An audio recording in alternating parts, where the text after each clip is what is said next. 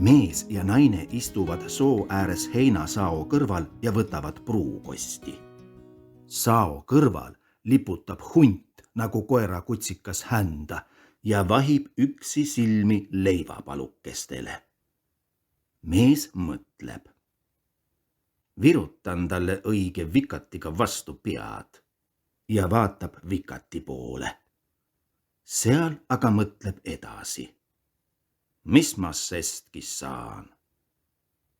Andis hundile pussnoa otsast tükikese leiba. Hunt tõmbas leiva ühes noaga ja pühkis metsa. Oh, sa viimane pahandus! Ära viis nüüd minu vikati lõikamise väitse, vihastas mees. Suvine asi ammugi unustatud. Mees läheb linna. Jääb poe akna ette seisma ja näeb korraga aknal nuga. No kas nüüd pole imelugu käes? Kus kohast see minu vikati nuga ometi siia sai? Oot, küsin järele.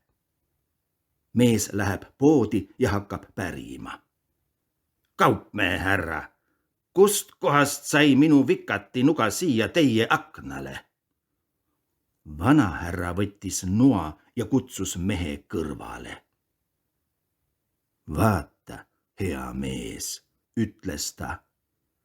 Kui sa suvel soo ääres pruukosti sõid, siis tulin mina libahundina soost, kuhu mind paha nõid oli sajatanud ja tahtsin sinult leiba.